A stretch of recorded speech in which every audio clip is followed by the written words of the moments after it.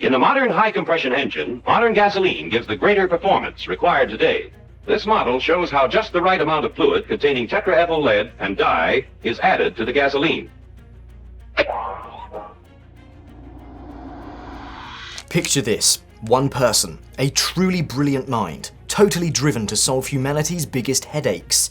Now, imagine that same person, through their own genius, ends up causing not one, but two massive environmental disasters. One guy whose inventions literally coated our planet in lead and ripped a hole in the sky. No, this isn't some sci-fi plot. This is the almost unbelievable true story of Thomas Midgley Jr.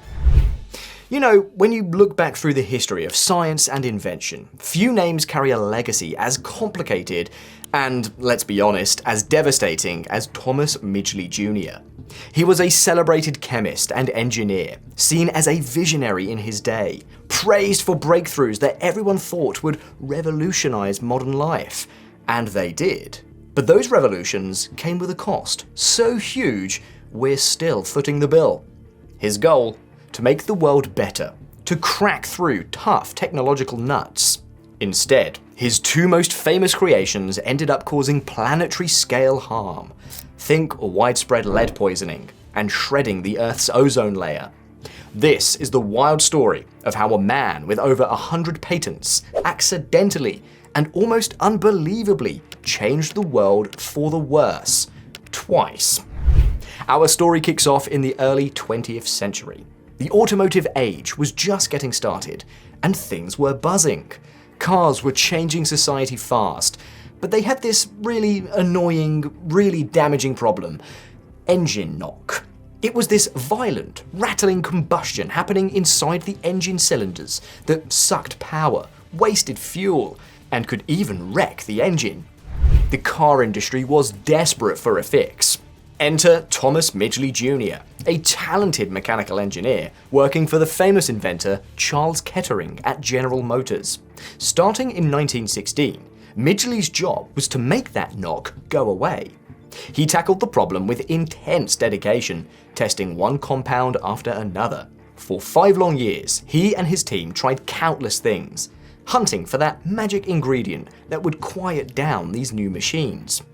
Then, in December 1921, boom, a breakthrough. Midgley found that adding a tiny bit of a compound called tetraethyl lead, TEL for short, to gasoline completely got rid of engine knock. It was like flipping a switch. Engines ran smoother, had more power, and were more efficient. The auto industry was thrilled. General Motors, DuPont, and Standard Oil quickly teamed up to form a new company, the Ethyl Corporation, to make and sell this miracle additive. They marketed it as ethyl gasoline, carefully leaving out the word lead from the ads, and promised it would unlock the car's full potential. And it did. High compression, high performance engines, once just a dream, were now a reality. This fueled a massive boom in car ownership and totally reshaped cities, societies, and economies. Midgley was hailed as a hero. But there was a dark cloud on the horizon, one that, even then, wasn't totally invisible. Lead was already known to be a serious neurotoxin. People raised concerns early on, and not just outsiders. Making tetraethyl lead was incredibly dangerous. In 1923, workers at a DuPont plant making TEL started showing severe neurological symptoms: tremors, hallucinations, insanity, and then death.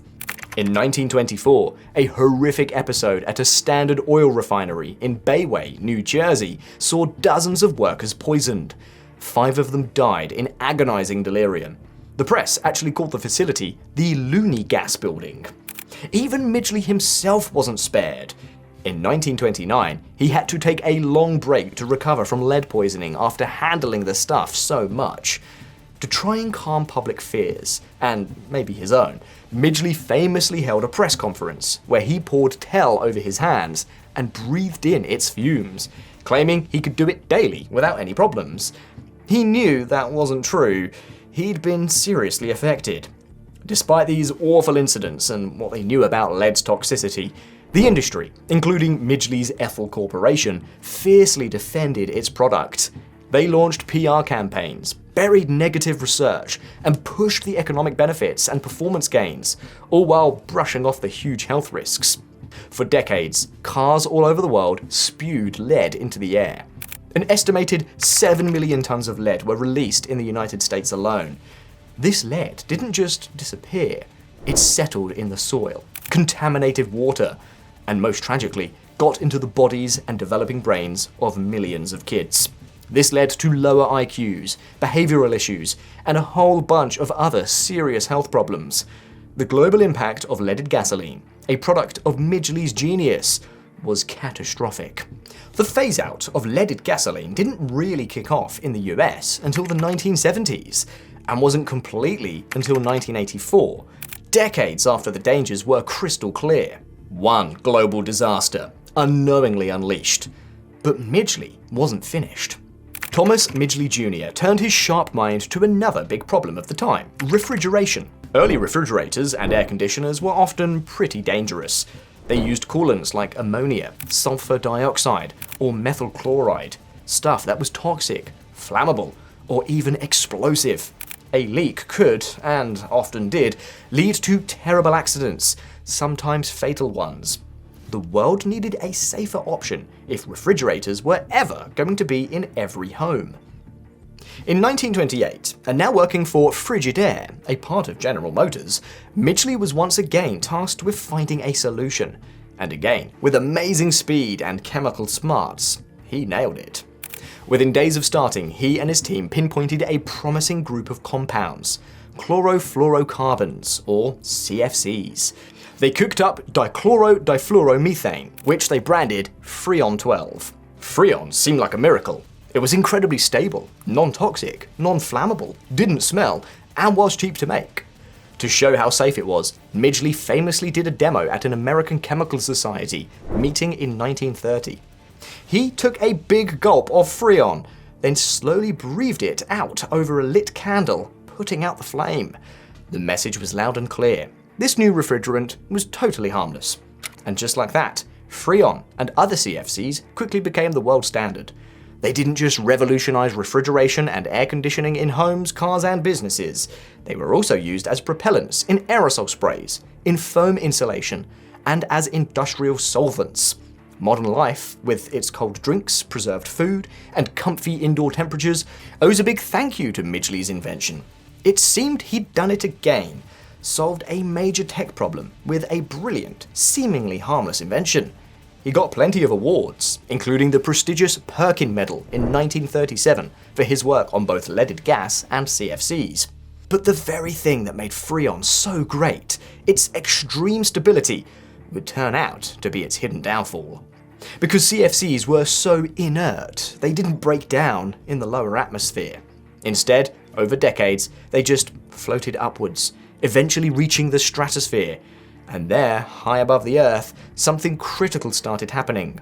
Ultraviolet radiation from the sun, usually blocked by the ozone layer, had enough power to break the CFC molecules apart. This process released chlorine atoms, and scientists later discovered that a single chlorine atom could act like a tiny Pac-Man, destroying tens of thousands of ozone molecules. For years, this invisible destruction went completely unnoticed. Then, in the 1970s and 1980s, scientists like Mario Molina and Sherwood Rowland started to put the terrifying pieces together. They warned that CFCs were eating away at the ozone layer, the planet's natural sunscreen that protects all life from harmful UV radiation. More UV exposure meant more skin cancer, cataracts, immune system damage, and harm to crops and marine life. At first, their warnings were met with skepticism, a lot like the early concerns about lead. But in 1985, the discovery of a massive hole in the ozone layer over Antarctica was undeniable proof. The world was facing another global environmental crisis, and once again, a Thomas Midgley Jr. invention was at the center of it. The international community actually responded with surprising speed. The Montreal Protocol on substances that deplete the ozone layer was signed in 1987, kicking off a global phase-out of CFCs. It's considered one of the most successful international environmental agreements ever, and the ozone layer is slowly healing. But the damage was immense, and the world had narrowly avoided an even bigger catastrophe. Thomas Midgley Jr. had, for a second time, solved a problem, only to create a much larger, much sneakier one. If you're finding this story as wild as we do, go ahead and hit that like button and let us know in the comments, are there other inventors with complicated legacies that you'd like us to talk about? By any standard of his time, Thomas Midgley Jr. was a brilliant and successful scientist. He had over 100 patents, not just for leaded gasoline and freon, but also for things like synthetic rubber and methods for getting bromine from seawater, which, ironically, was also initially important for making leaded gasoline. He got a ton of awards like the Priestley Medal and the Willard Gibbs Award, and even served as a president of the American Chemical Society. He was a respected guy, a top-tier problem solver. Yet his legacy is almost entirely defined by the massive environmental damage his two most famous inventions caused. Environmental historian J.R. McNeill once said that Midgley had more impact on the atmosphere than any other single organism in Earth's history. That's a heavy statement. Bill Bryson, in his book, A Short History of Nearly Everything, paints a similar picture of Midgley's accidental role in global pollution. His story is a chilling lesson about the unexpected side effects of innovation. Midgley's invention didn't come from a place of malice, nor were they just careless slip-ups. They were the result of careful research, a deep understanding of chemistry, and a real desire to solve actual problems. He wanted to make engines run better and refrigerators safer, and in those specific goals, he succeeded, big time. But the success came with an absolutely staggering environmental bill that wasn't really considered at the time, or maybe was conveniently ignored. It shows a dangerous gap that can open up between technological progress and genuine foresight. The gap between fixing an immediate issue and understanding the long-term, system-wide impact of that fix. The very things that made him a brilliant inventor, his focused, problem-solving mind, might have also made him blind to the bigger ecological picture of his work. To really get Thomas Midgley Jr., you have to understand the times he lived in. The early to mid-20th century was an era of incredible technological optimism. There was this passionate belief in progress and the power of science to solve any problem. Inventors and industrialists were often seen as heroes, pushing humanity forward. The focus was on immediate problems, and the long-term environmental effects of industry were barely understood, or, when they were, often deliberately downplayed because of economic pressures and the sheer momentum of progress. The dangers of lead weren't a total secret, nor were the chemical properties of CFCs completely unknown. But these worries were often just swept under the rug, minimized or rationalized away in the race for commercial success and the well-meaning but sometimes short-sighted pursuit of solutions. Midgley wasn't some cartoon villain. His story is more like one of scientific hubris, reflecting an age that often confused technological power with wisdom and didn't ask the tough, big-picture questions about the true cost of its breakthroughs. It's a story about the limits of what we know at any given time, and the immense responsibility that comes with the power to change the world.